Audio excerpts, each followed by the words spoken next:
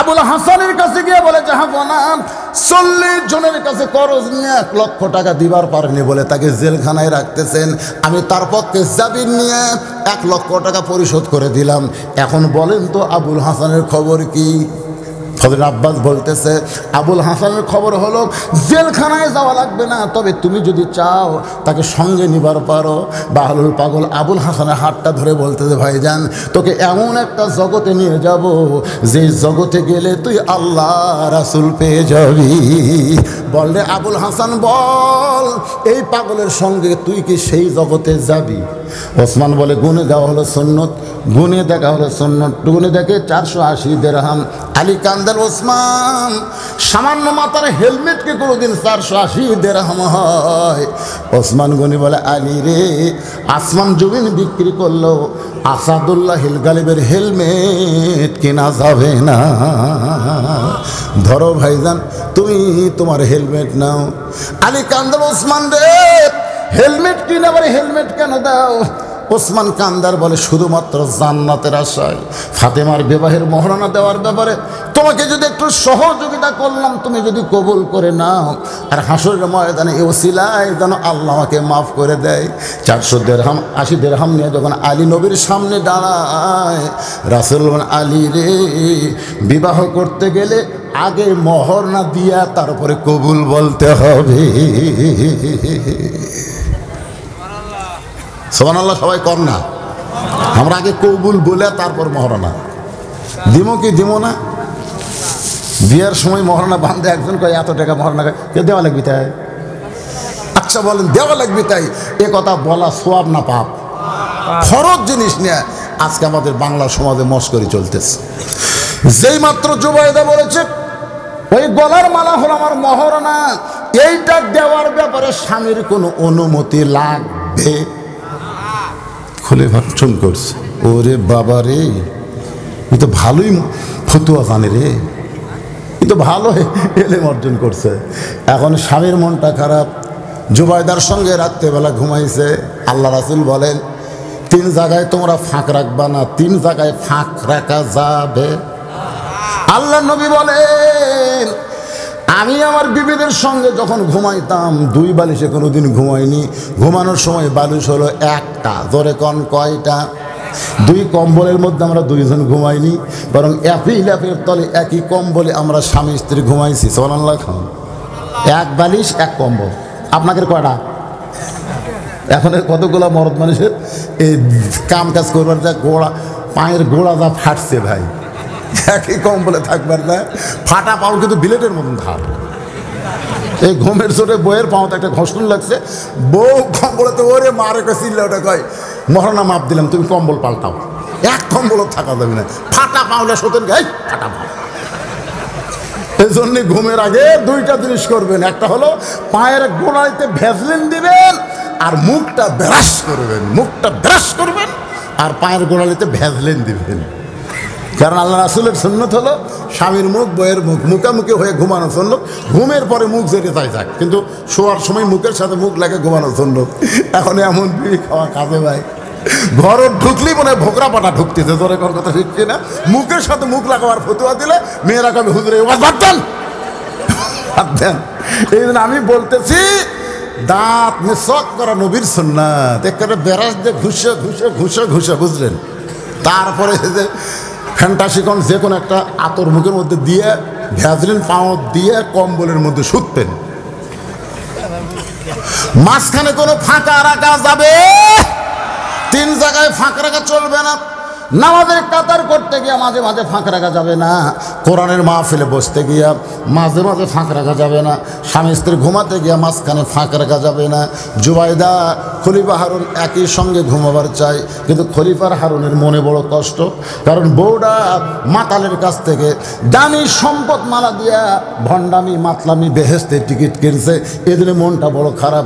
জুবাইদা যখন খলিফা হারুনের কাছে আসবার চাই, খলিফা হারুন বলে সরিয়া যায় সরিয়া যায়, মানে কাছে নিবি না।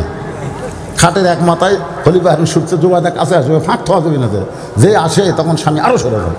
জুবাইদা দেখলো আর সরলে তো পড়ে দেবি, দরকার নাই, আমাকে তখন নিবার চাচ্ছে না। রাসূল বলেছেন স্বামী যদি কোনো সময় বউকে কাছে নিবার না চায়, স্ত্রী যেন জোর করে স্বামীর কাছে যায়ও না, কারণ এখন যে অবস্থা, তেলের দাম 100-200 টাকা, চাউলের দাম 70 টাকা, সব জিনিসের দাম বেশি ভাই, আর কামাই কম। ওই সবসময় চিন্তা করে আগামীকাল কীভাবে চল মরে, এ চিন্তা করতেছে আর হিসাব করতেছে। দিন গেলে গায়ে 500 টাকা, আমার খরচ এত টাকা, কী করে সংসার চালায়। এখন বউ খালি খুসখুস করতেছে, খুসখুস। আমার আগুন জ্বলছে, সংসার চলবি কি করে, এ খুসখুস করিস কেন? এই জন্য আল্লাহ রাসূল বলেছে, স্বামী যদি কাছে চায় তাহলে তোমরা যাইও, জোর করে যাইও না।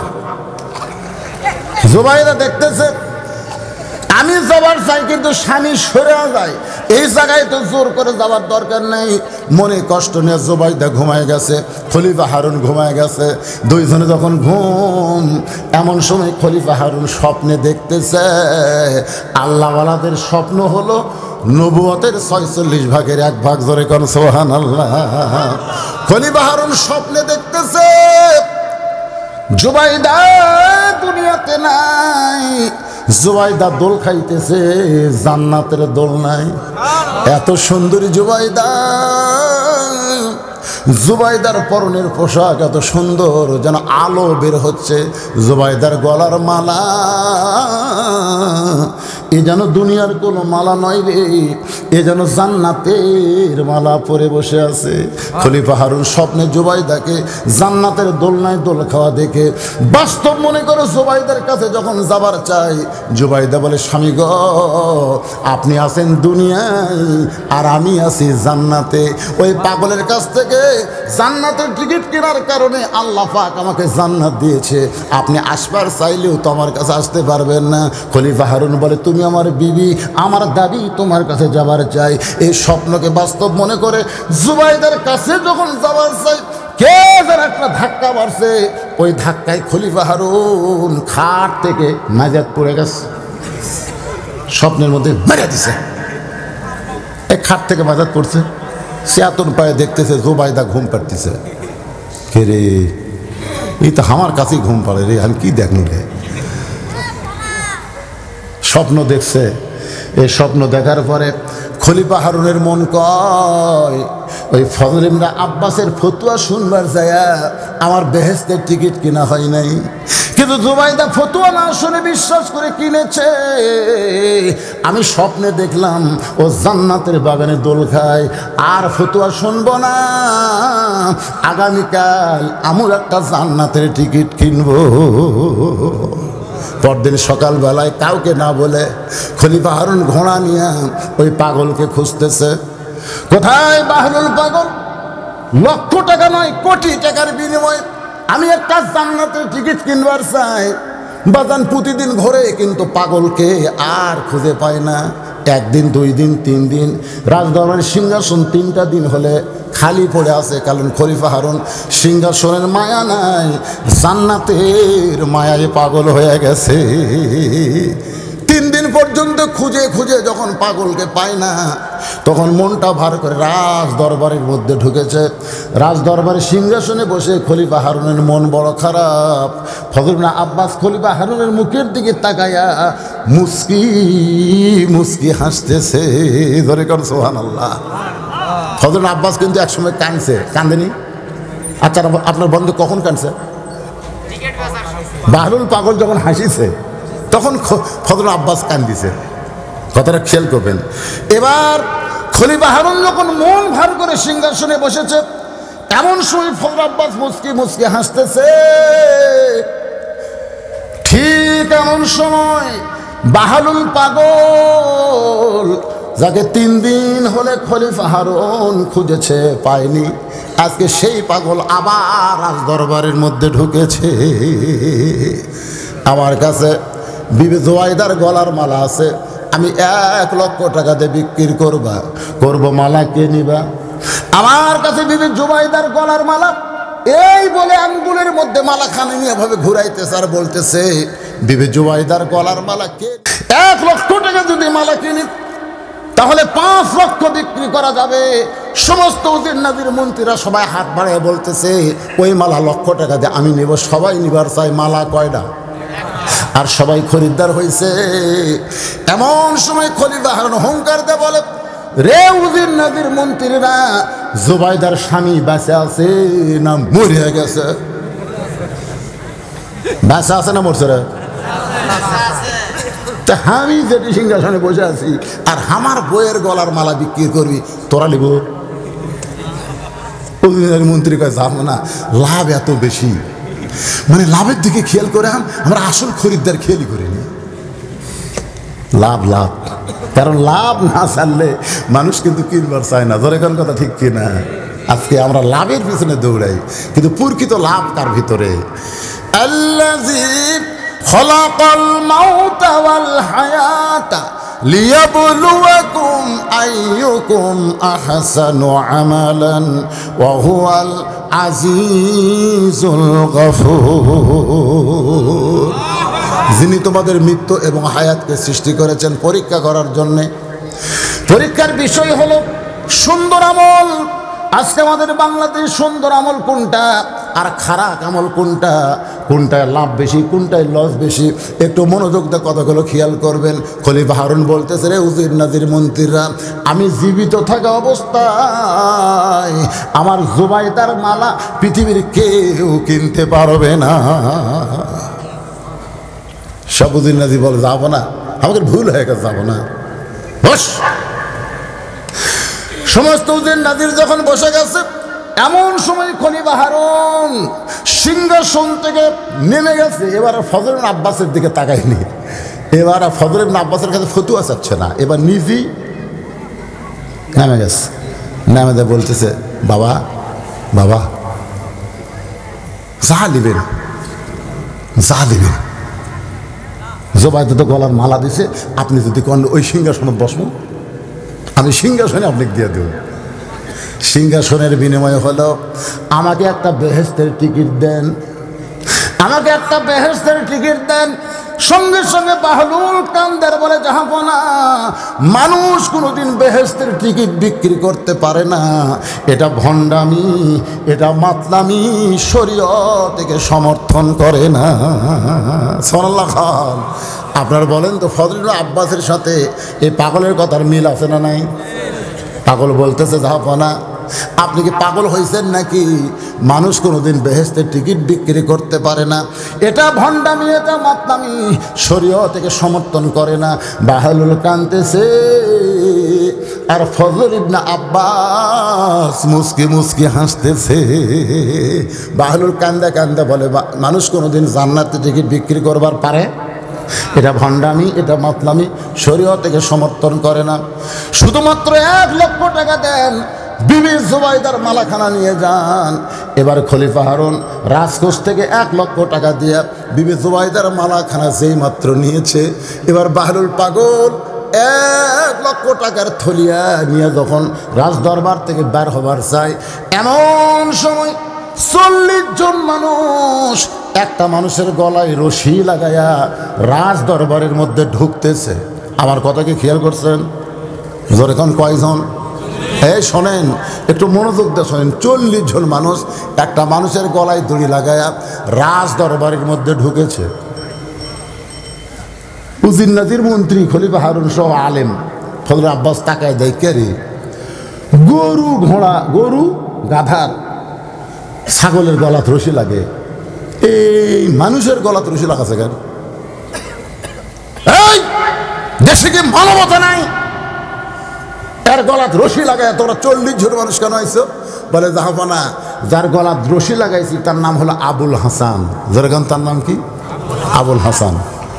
এই আমার কাছ থেকে টাকা খরচ হয়েছে, কারো কাছ থেকে 1000, কারো কাছ থেকে 2000, কারো কাছ থেকে 3000, সর্বসাকুল্যে 1 লাখ। 1 লাখ টাকায় 40 জনের সাথে খরচ দিছে। আজকের দিনে টাকা দেওয়ার কথা, সবাইকে তারিখ দিছে, আজকে টাকা দিবে। আমরা এই 40 জন লোক আর বাড়ির টাকা লিবার যা দেখি, ওই ঘুরতেছে। আমরা কইলাম, কে রে টাকা? কই ভাই, টাকা যদি লিবার চাস তাই, টাকা লিবার চাস তাই। তো টাকা লিবার চাস 40 জনকে 1 লাখ টাকা দিয়ে দেয়। বলতেছে, এই দেখ, তোর কাছ থেকে 40 জনের কাছ থেকে 1 লাখ টাকা নিয়ে আসে আমি নবীর ঘর মাদ্রাসা বানাচ্ছি রে। অনেক সময় মানুষের কাছে 10 টাকা 20 টাকার দাম চাচ্ছি, কেউ দেয়নি।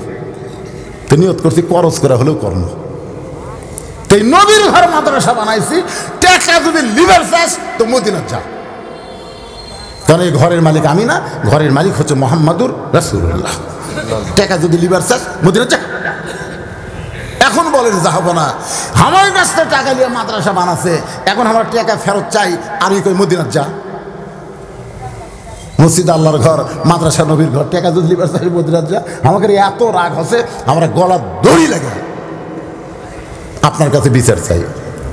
খলিফা হারুন ফজল ইবনে আব্বাসের দিকে তাকায় বলতে তো হুজুর 40 জন মানুষের কাছ থেকে 1 লক্ষ টাকা খরচ নিয়ে নবীর ঘর মাদ্রাসা বানাইছে, এখন টাকা ফেরত চাইলে বলে মদিনা যা, আপনি বলেন তো এইটা কি জায়েজ? ফজল আব্বাস বলতেছে নিয়ত ভালো কিন্তু তরিকা ভালো না। নিয়ত মানে কি? নিয়ত ভালো, নবীর ঘর মাদ্রাসা বানাবে, নিয়ত ভালো না খারাপ?